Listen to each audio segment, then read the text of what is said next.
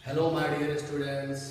Paper आपका हो चुका है, सीबीएसई वाले बच्चों का पेपर हो चुका है और आईएससी बोर्ड का पेपर चल रहा है।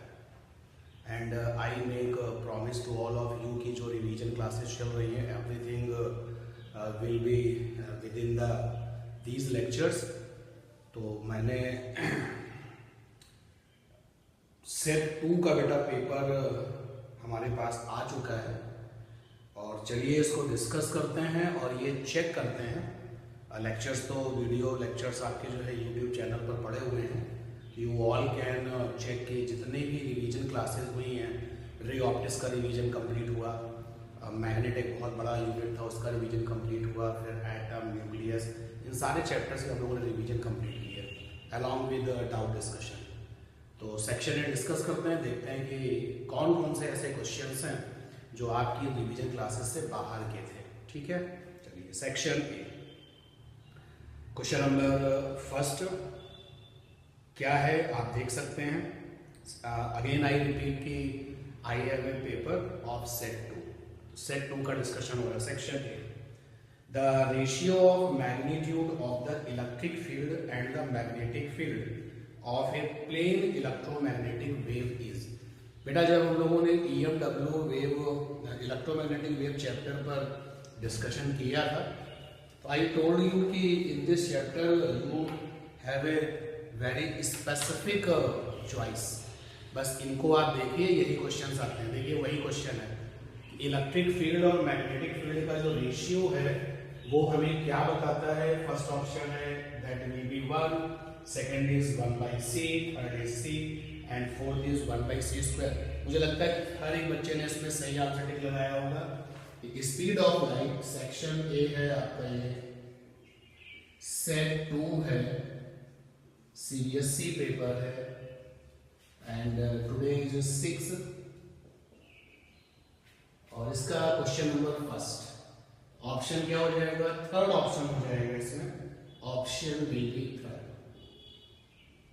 क्योंकि हम लोगों ने इसको लर्न किया होगा, इतने बार ये पूछा जाता है तो फाइनली जब हम एग्जाम में जाते हैं तो we have conceptual based question like this. तो speed of light that is c is equal to होता है इलेक्ट्रिक फील्ड अपॉन में मैग्नेटिक फील्ड और एक रिजल्ट और आता है 1/√μ0 तो ये E/B का जो रेशियो है वो स्पीड ऑफ लाइट को रिप्रेजेंट करता है और इसलिए इस फर्स्ट वाली प्रॉब्लम का कौन सा ऑप्शन होगा, थर्ड ऑप्शन होगा। ठीक है, इसके बाद चलते हैं क्वेश्चन नंबर सेकंड पर। सेकंड नंबर क्वेश्चन आप जाइए और देखिए रिवीजन क्लासेस में कितना मैंने आपसे जो है बार बार आपको नॉक किया है, मैक्सिमम वेवलेंथ, मिनिमम वेवलेंथ, इनके questions. And I told you कि when in formula 1/λ is equal to r z² bracket में 1/n1² माइनस 1/n2²। तो लॉन्गेस्ट वेवलेंथ के लिए n1 और n2 should be close. n1 n2 कैसे होने चाहिए, बहुत क्लोज होने चाहिए। जितना वो क्लोज होंगे उतना ही वेवलेंथ हमको क्या मिलेगा, मैक्सिमम मिलेगा। और n1 की वैल्यू फिक्स होती है, if you put the value of n2 is equal to infinity then we get minimum wavelength, बताया था। चलिए क्वेश्चन देखते हैं। Specify the transition of electron in the wavelength of a line in a Bohr model of hydrogen atom which gave rise to the spectral line of the highest wavelength। Keyword है यहाँ पर highest wavelength। Question number second में highest wavelength पूछा गया है, second number में पूछा गया है हाईएस्ट वेवलेंथ और ऑप्शन है कि अगर ट्रांजिशन 3 से 1 होगा तो क्या हाईएस्ट वेवलेंथ होगा, पहला ऑप्शन ये है। तो देखो जरा n1 की वैल्यू 1 और n2 की वैल्यू 3 लेने के लिए आपसे कहा गया तो कितना डिफरेंस है भाई, यहाँ पर डिफरेंस 2 का है। सेकेंड ऑप्शन है अगर n इज इक्वल टू 3 से n इज इक्वल टू 2 में ट्रांजिशन होगा, यहाँ पर n1 की वैल्यू छोटी वाली होती है, small value is n1 and bigger value is n2 और n2 की वैल्यू यहाँ पर 3 है। बेटा देखिए यहाँ पे डिफरेंस कितना होगा, 1 होगा। जहां डिफरेंस सबसे कम होगा वहां पर वेवलेंथ सबसे ज्यादा होगा। एंड थर्ड ऑप्शन है 4 1। तो यहां पर आप देखिए n1 की वैल्यू 1 है और n2 की वैल्यू 4 है, तो डिफरेंस कितना आएगा? 3 का आएगा। And the last one n1 4 है और n2 2 है, तो 4 से 2, तो n1 इज इक्वल टू छोटी value, n2 is equal to 4 और यहाँ पे डिफरेंस 2 है। सबसे कम डिफरेंस जहां पर होता है that gives a maximum wavelength.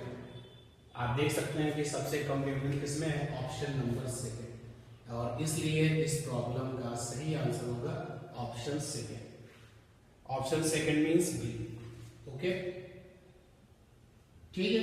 तो ये दोनों क्वेश्चन अभी हम लोगों ने देखे और ये दोनों क्वेश्चन हम अपने रिवीजन वीडियो लेक्चर्स में भी देख सकते हैं। Now the next is number 3, world famous problem है। A ray of monochromatic light propagating in air is incident on the surface of the water. Air से आ रही है और water में जा रही है. Which of the following will be same for the reflected and refracted rays? पहला option है एनर्जी कैरी, दूसरा ऑप्शन है स्पीड, थर्ड है आपका फ्रीक्वेंसी और लास्ट है वेवलेंथ। तो बच्चों हमने आपको बता रखा है, क्या बताया है कि जब लाइट एक मीडियम से दूसरे मीडियम में जाती है, लाइट ट्रेवल करती है जब one medium to second medium, तो आपको मैंने बताया है वासिफ पी करके कॉन्सेप्ट ये जो है बनाया है हमने, जिससे कि आपको आसानी से ये याद हो जाए। Wasif P, W for wavelength बदल जाता है, A फॉर एम्पलीट्यूड बदल जाता है, S फॉर स्पीड बदल जाता है, I फॉर इंटेंसिटी भी चेंज हो जाता है, फ्रीक्वेंसी और फेज नहीं चेंज होते हैं। ये बात हो गई रिफ्रैक्शन की, जब light travels from one medium to another medium. Now you all know कि रिफ्रैक्शन में फ्रीक्वेंसी चेंज नहीं होता और फेज चेंज नहीं होता, ये दो पैरामीटर्स हैं जो चेंज नहीं होते। और रिफ्लेक्शन में आपको पता है कि रिफ्लेक्शन की जब बात आती है, रिफ्लेक्शन, तो स्पीड चेंज नहीं होता, यानी कि W फॉर वेवलेंथ चेंज नहीं होता, एम्पलीट्यूड रिफ्लेक्शन में चेंज होता है, स्पीड जो है चेंज नहीं होता है, इंटेंसिटी रिफ्लेक्शन में चेंज होता है और फ्रीक्वेंसी रिफ्लेक्शन में चेंज नहीं होता और फेज रिफ्लेक्शन में चेंज होता है इन पर्टिकुलर केसेस। तो क्वेश्चन में कह रहा है कि रिफ्लेक्टेड और रिफ्रैक्टेड में ऐसी कौन सी कॉमन चीज है जो चेंज नहीं होगी। तो when you see the question number 3, which of the following will be same, मतलब दोनों में सेम रहेगी for the reflected and refracted rays. तो फ्रीक्वेंसी वो टर्म है जो कि दोनों में नहीं चेंज होगी। स्पीड रिफ्रैक्शन में चेंज होगी ना, इसलिए रिफ्लेक्शन में तो चेंज नहीं होगी लेकिन रिफ्रैक्शन में चेंज होगी, and that is why speed answer नहीं होगा।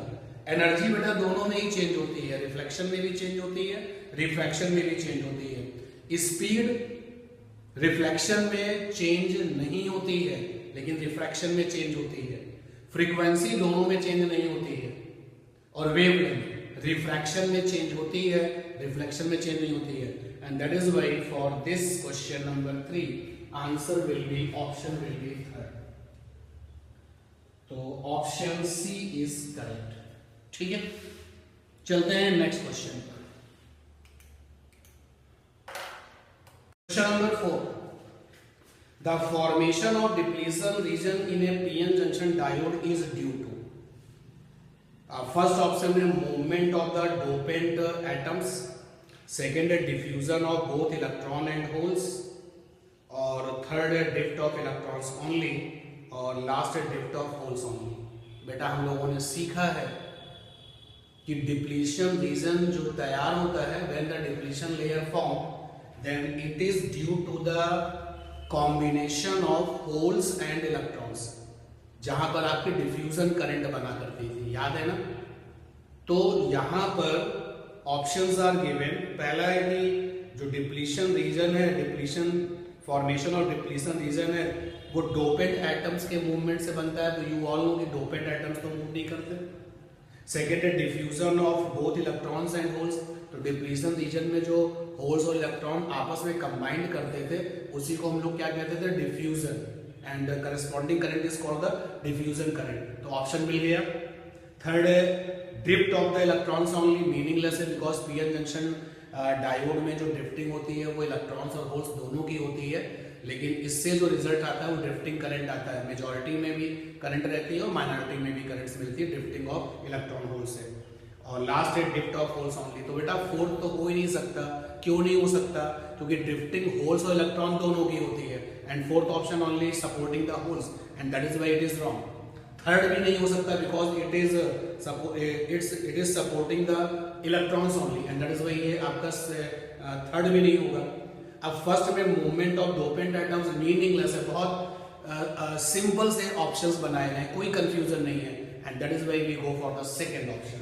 तो जो क्वेश्चन नंबर फोर्थ है उसके लिए हम लोग ऑप्शन टिक लगाएंगे second option.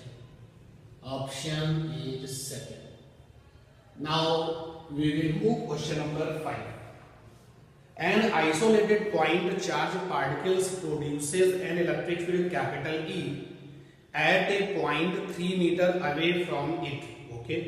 The distance of the point at which the field is E by 4.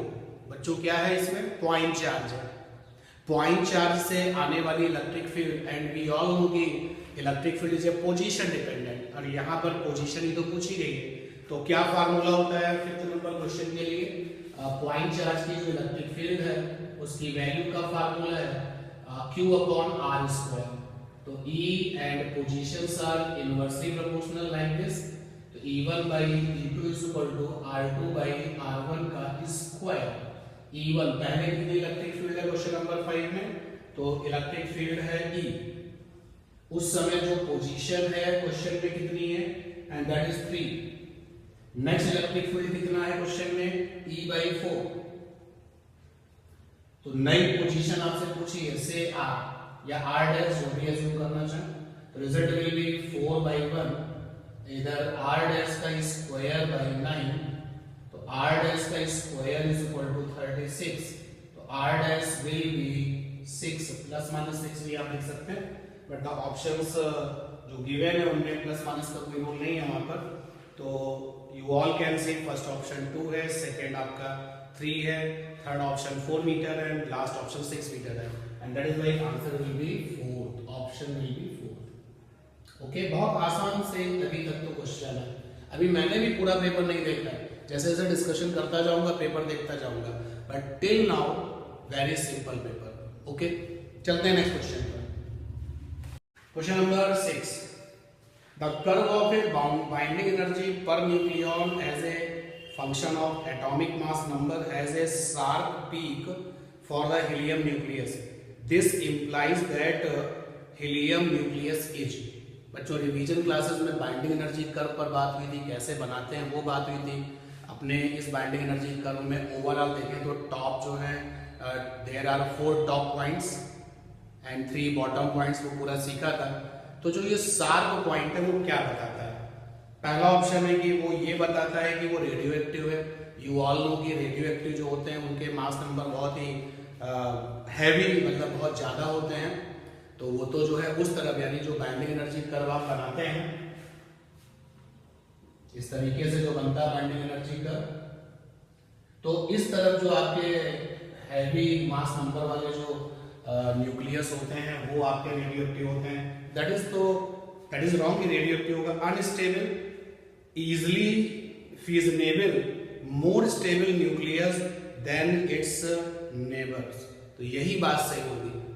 अब जैसे मान लीजिए कि ये आपको पता होगा बाइंडिंग एनर्जी कर्व में ये 1s2 1s3, और उसके बाद में हम लोगों ने इसको तैयार कैसे किया था याद होगा, हाहा हीली कन्नो फीयू इस तरीके से तैयार किया था। तो हाहा में आ गया था H और H, हीली में He फिर Li। तो क्वेश्चन में यहाँ पर बात कर रहा है किसकी? यहाँ पर बात कर रहा है हीलियम की। तो ये जो पीक पॉइंट है वो ये बता रहा है कि इसकी जो बाइंडिंग एनर्जी पर न्यूक्लियॉन है वो रिलेटिवली जो उसके आपके एडजेसेंट जो आपके न्यूक्लियस हैं उनसे कैसी है, ज्यादा है। तो जिसकी बाइंडिंग एनर्जी ज्यादा होती है वो कैसा होता है? स्टेबल होता है।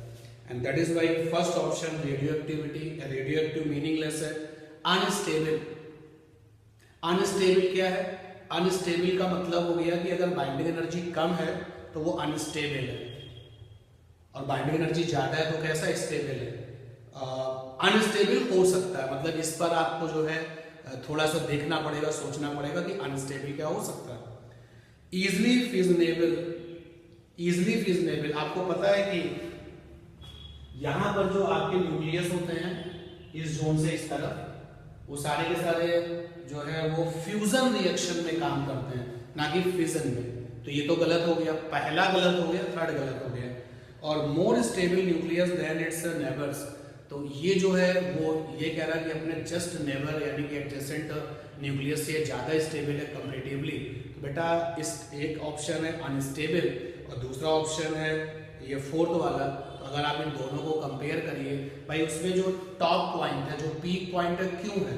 क्योंकि वो अदर के कंपेयर में उसकी बाइंडिंग एनर्जी कैसी है, ज्यादा है, and that is why answer will be 4, 6 का फोर्थ ऑप्शन होगा। Question number 6 option will be 4। अभी तक के डिस्कशन में ये एक ऐसा क्वेश्चन है जिसमें थोड़ा सा आपको अलर्ट रहना था, क्योंकि सेकंड ऑप्शन में भी दिमाग जाता है, कैसे उसको स्किप करेंगे? क्योंकि बेटा अनस्टेबिलिटी का मतलब है बाइंडिंग एनर्जी कम होना, और ये जो हीलियम है अपने नेबर्स के अगर देखा जाए रिलेटिव तो उसकी बाइंडिंग एनर्जी कैसी है, ज्यादा। अनस्टेबिलिटी वाली बात तो गलत होनी चाहिए ना, and that is by fourth option. ठीक है, चलते हैं क्वेश्चन नंबर 7 पर। क्वेश्चन नंबर 7 क्या है देखते हैं। A steady current of 8 milliampere flows through the wire. The number of electrons passing through the cross section of the wire in 10 seconds each. क्या आसान सा क्वेश्चन है। When we have a chapter electric current, I told you all the formulas to calculate the electric currents. ऐसी है तो current कैसे निकालेंगे, ये सिचुएशन करंट कैसे निकालेंगे। अब अगर आप इस क्वेश्चन में देखें करंट है, नंबर ऑफ इलेक्ट्रॉन्स है, तो मैंने आपको बहुत सारे फार्मूले बता रखे थे। अगर चार्ज साइकिल यानी कि यूसीएम में है तो करंट कैसे निकलेगा, बहुत सारे फार्मूले थे। I is equal to A V D यानी I is equal to NE by T, सब बातें आपको बताई थी। यहाँ पर जो है जो क्वेश्चन सपोर्ट कर रहा है, आपको करंट दे रखी है, आपको टाइम दे रखा है, simply you and we want to calculate the number of electrons, तो आपको पता होना चाहिए I is equal to NE by T। यार इस वाले केस के बारे में तो तब सोचते हैं ना, ड्रिफ्ट वेलोसिटी होती है, नंबर ऑफ इलेक्ट्रॉन्स पर यूनिट वॉल्यूम होते हैं। तो here current is 8 milli ampere, milli ampere will be -3 ampere, and number of electrons and E electron का चार्ज 1.6 माइनस का 90, एंड टाइम इज 10 सेकेंड, तो n विल बी 8 into 10 की power -3 upon में 1.6 minus का 20। Solve करेंगे तो ये आ जाएगा 5 into 10 to the power 17 electron. Now you all can check the options. First option नहीं है, सेकंड ऑप्शन, हाँ सेकंड ऑप्शन है, तो 7 का ऑप्शन नंबर सेकंड सही होगा। Okay, now you all can check all the options and you will get option number second. चलते हैं बेटा 8 नंबर क्वेश्चन में। which of the following elements will require the highest energy to take out an electron from them? Pb, Ge, germanium means, C for carbon and S5 silicon. Which one of the following elements will require the highest energy to take out the electron from it? तो किसमें electron को बाहर निकालने के लिए सबसे ज्यादा energy की रिक्वायरमेंट होगी, ये आपसे पूछा गया है। तो अभी तक हम लोगों ने जब डिस्कशन किया है 1 to क्वेश्चन नंबर 8 तक पहुंच चुके हैं। 6 नंबर क्वेश्चन थोड़ा सा टाइम टेकिंग है, मतलब थोड़ा सोचना है। और जो ये बेटा 8 नंबर क्वेश्चन है that is also the learning based question. Question number 8 में बेटा जो आपके एलिमेंट्स दिए जा रहे हैं आप इस क्वेश्चन में ये बड़ा मुश्किल है कहना कि from physics point of view इस क्वेश्चन को सॉल्व करेंगे या फिर केमिस्ट्री के पॉइंट ऑफ व्यू तो सॉल्व करेंगे, क्योंकि इस क्वेश्चन में एक्चुअली केमिस्ट्री ज़्यादा है, आप समझ पा रहे होंगे। तो ऑल द एलिमेंट जो आपका ये Pb है और जो आपका Ge जर्मेनियम है, कार्बन है, सिलिकॉन है, तो बेटा ये सारे के सारे एक ही ग्रुप के एलिमेंट्स हैं, 14 ग्रुप के एलिमेंट्स हैं। और आपको ये पता है कि अगर हम ग्रुप में नीचे की तरफ जाएं तो आयनाइजेशन एनर्जी कैसी होती है, कम होती है, और जो ग्रुप में सबसे ऊपर होगा उसकी आयनाइजेशन एनर्जी कैसी होगी, ज़्यादा होगी। इन सब में जो है कार्बन जो है टॉप पर रहेगा, एंड दैट इज वाई सबसे ज़्यादा एनर्जी की रिक्वायरमेंट किसके लिए होगी, कार्बन के लिए होगी। और इसलिए 8 नंबर का कौन सा ऑप्शन होगा, सेकेंड ऑप्शन होगा। This question is related with chemistry, ठीक है, क्योंकि ग्रुप्स की बातें आप सबने किया ही होगा फिजिक्स में, तो आपने इस क्वेश्चन को एज ए केमिस्ट्री अगर डील किया हुआ है तो डेफिनेटली सभी बच्चों ने किया होगा, ठीक है ना। ये क्वेश्चन तो मेरे लिए टिपिकल है, क्योंकि ग्रुप्स की बातें रखना और ये सब चीज़ें काउंट करना या फिजिक्स में पॉसिबल नहीं होता है, लेकिन इतना मुझे भी पता है और इसलिए जो है इस क्वेश्चन को हम कर पा रहे हैं। तो 8th नंबर क्वेश्चन के बाद चलते हैं 9th नंबर क्वेश्चन में। देखें भाई क्या है question number 9।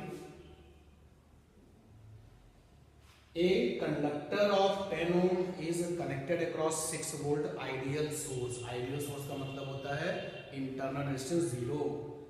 The power supplied by the source to the conductor. क्या बात है, क्या हो गया भाई इन लोगों को, इतने आसान से क्वेश्चन दे रहे हैं। 9 नंबर क्वेश्चन में पावर पूछा गया है, वोल्टेज दिया है, रेजिस्टेंस दिया गया है, तो P इज इक्वल टू क्या, V स्क्वायर भैया। बेटा वोल्टेज कितना है, 6 है, 6 into 6, R कितना है, 10 है, 36 upon 10, 3.6 watt. Now you all can check the option. Option C is correct. Okay. Again I am repeating. Section A 1 से लेकर के 9 तक की जर्नी में जो क्वेश्चन हमें अभी तक मिले हैं उसमें केवल 2 क्वेश्चन ऐसे जो थोड़ा सा आप वहाँ पर हो सकता है कि स्ट्रगल किया हो आपने, लेकिन अगर आपने माइंड सेटअप फोकस अपना अच्छा रखा है और अच्छे से उस क्वेश्चन पे टाइम दिया हुआ है, देना भी चाहिए, तो डेफिनेटली आपने क्वेश्चन सही किया होगा। चलते हैं 9 के बाद 10th नंबर में।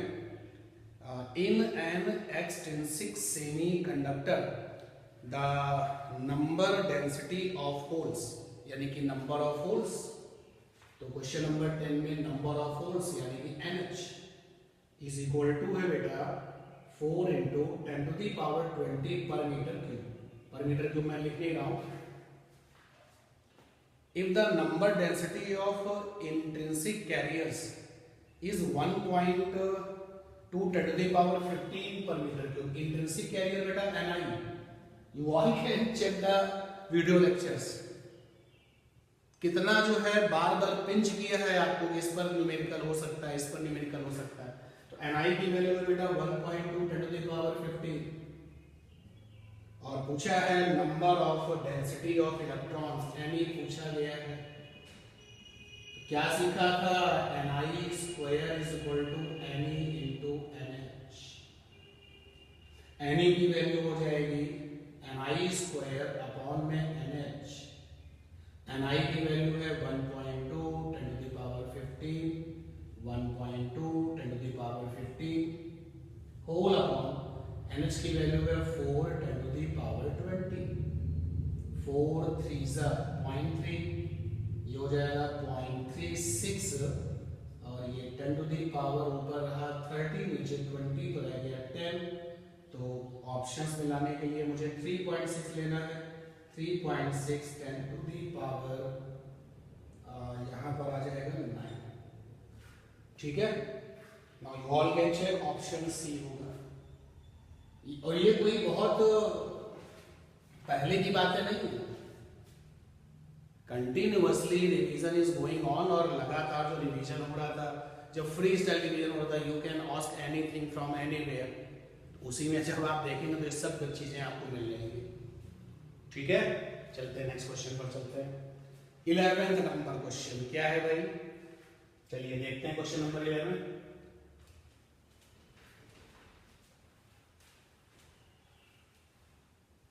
Question number 11, a cell of EMF capital E is connected across an external resistance capital R.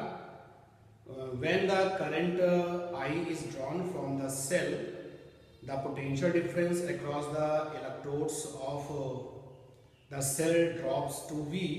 The internal resistance small r of the cell.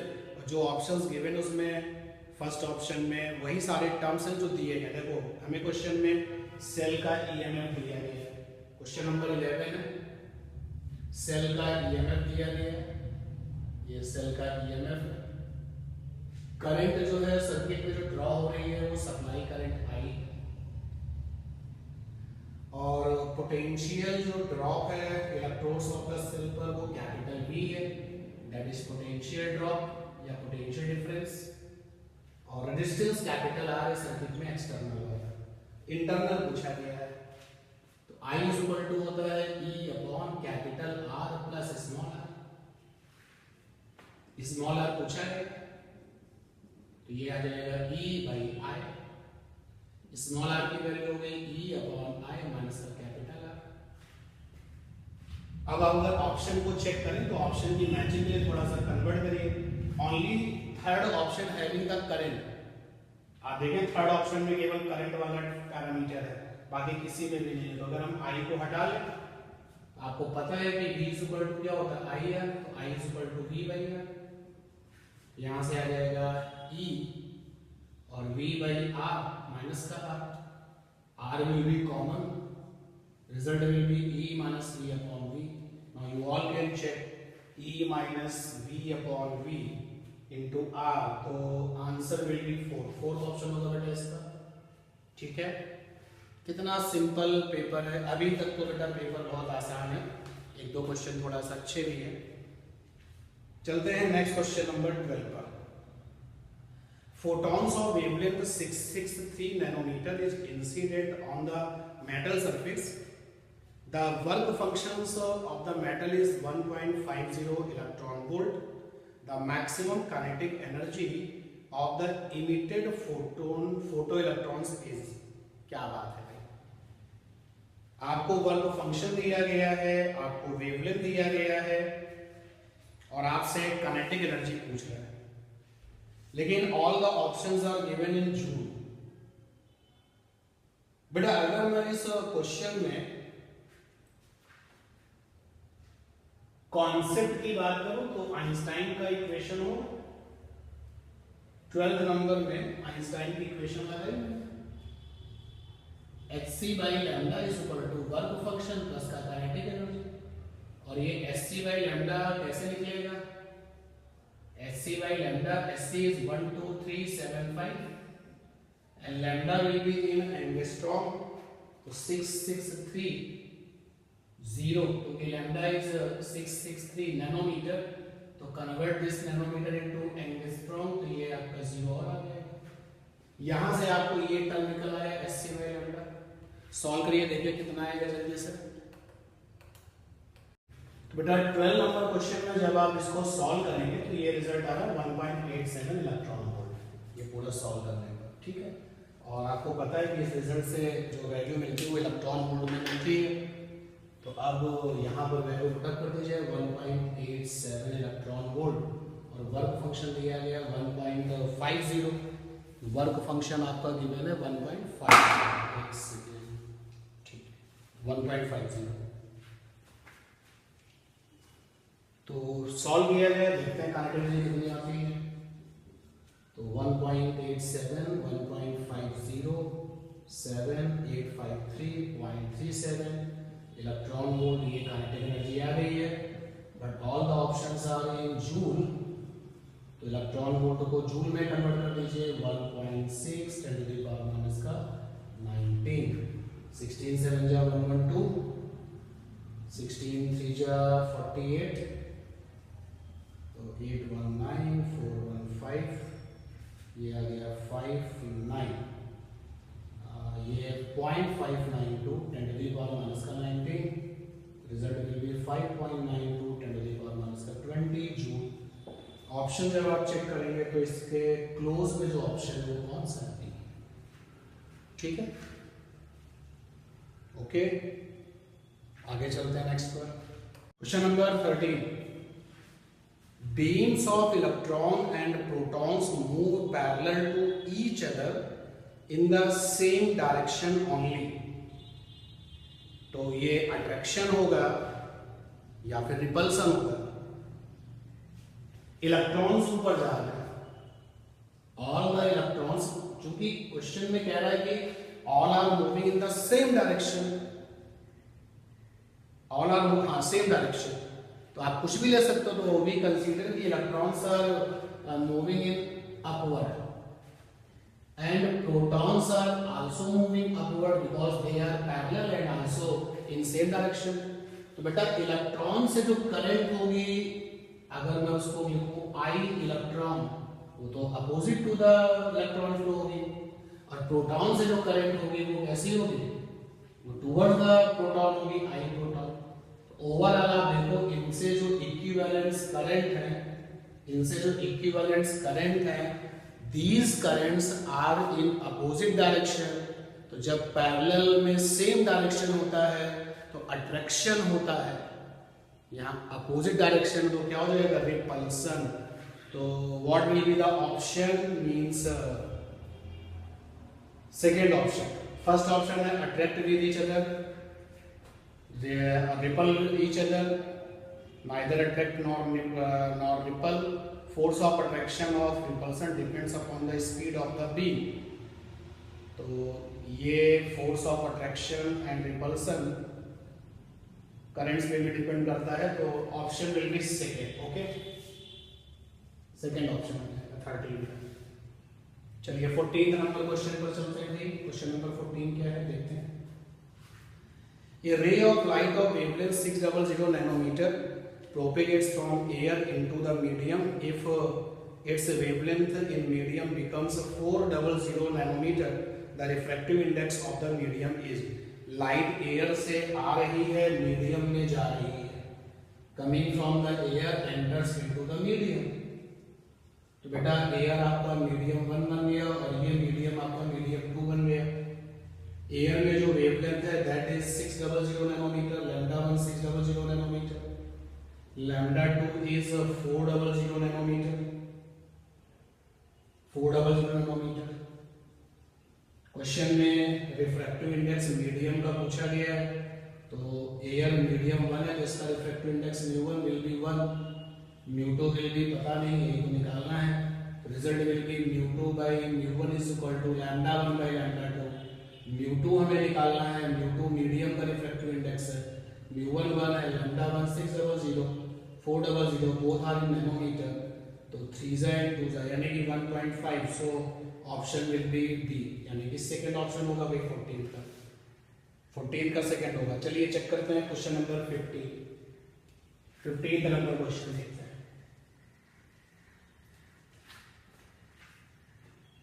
A long straight wire of radius small a carries a steady current I। Okay, the current is uniformly distributed across its area of cross section। the ratio of magnitude of a magnetic field B1 at a by 2 and B2 at distance 2a।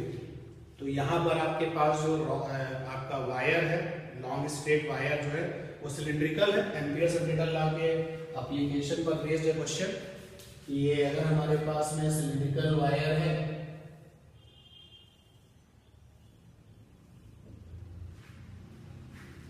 तो B in का formula है इस question में, इस wire की जो radius है वो a है, तो B1 जो है मैग्नेटिक फील्ड है a by 2 पर, यानी इन का केस है, और B2 है magnetic field at A distance 2 है, यानी कि ये आउट का केस है।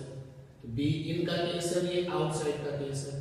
क्या रिजल्ट्स थे हमारे पास, आउटसाइड के केस में फार्मूला था बी आउटसाइड था μ0/4 pi 2 I by small r। small r is a distance from the axis of a cylinder। B surface का बेटा फार्मूला क्या था, μ0/4 pi 2 I by capital R, और बी इन का फार्मूला था μ0/4 pi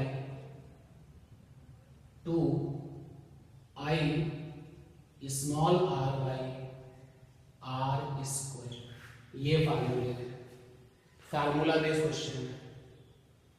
तो सबसे पहले इन के केस में चलते हैं, ये फार्मूला अप्लाई करते हैं। तो mu naught upon 4 pi 2i और r for radius, that is small a, and small r is a distance from the axis and here it is a by 2। तो यहाँ पे r स्क्वायर है और ये a by 2, ये d इन आ गया। d आउट का केस अप्लाई करें तो mu naught upon 4 pi 2i अपॉन आउट के केस में फार्मूला ये है 2i by small R. Small R यहाँ पर कितना है 2 है। b1 जो है वो a बाई 2 पर है और b2 है 2a पर, एट ए डिस्टेंस 2a। ठीक है, अब दोनों को डिवाइड कर लेते हैं, देखिए रिजल्ट क्या आता है। तो यहां से आ जाएगा b1 upon b2 mu naught by 4 pi, mu naught by 4 pi cancel, 2i cancel, ऊपर आएगा a बाई 2a स्क्वायर और अपॉन में आ जाएगा 1 बाई 2a। तो यहां से a से a कैंसिल आ जाएगा, ये बन जाएगा 2a, 1:1 आ जाएगा। तो क्या ऑप्शन जरा चेक करें, सेकेंड ऑप्शन, क्वेश्चन नंबर था ये 50, सेकेंड ऑप्शन 1:1। कैलकुलेशन देख लो, 1 बाई 2a, ओके सही, 1 बाई 2, ठीक है, इसका सेकंड ऑप्शन। चलते हैं next question, assertion reason types के क्वेश्चंस हैं।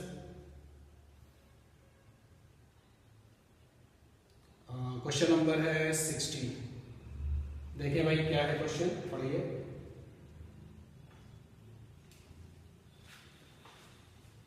Question number 16, work done in moving a charge around a closed path in an electric field is always 0। ये बात 100% सही है। Electrostatic force is a conservative force. क्या बात है, ये जो ऊपर वाली बात सही है वो क्यों सही है, क्योंकि हमें पता है कंजर्वेटिव फोर्सेस की प्रेजेंस में when you have a close path then work done is always 0। तो यहाँ पर असर्शन सही है, रीजन जो है वो असर्शन की करेक्ट एक्सप्लेनेशन देता है। तो अगर हम लोग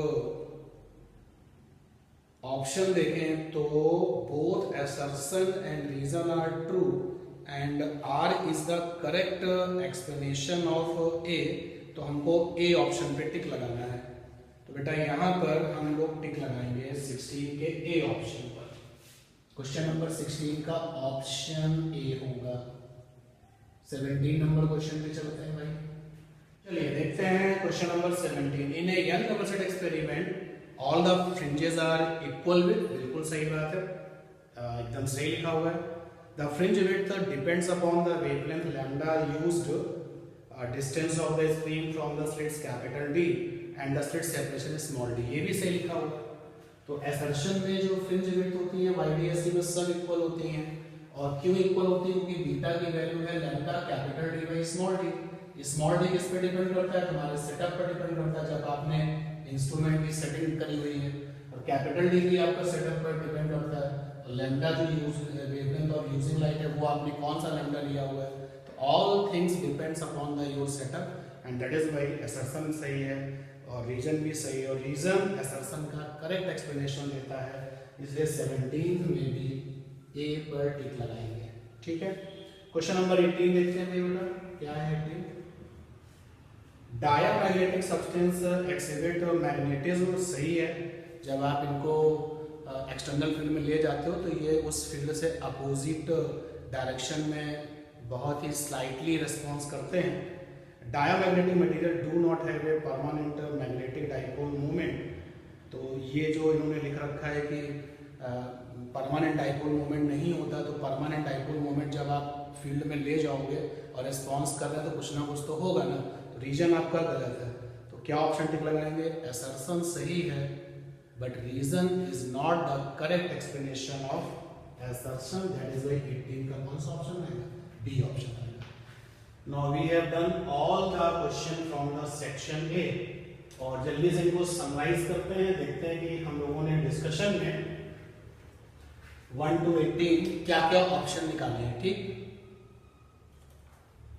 now you have all the questions of section A along with options.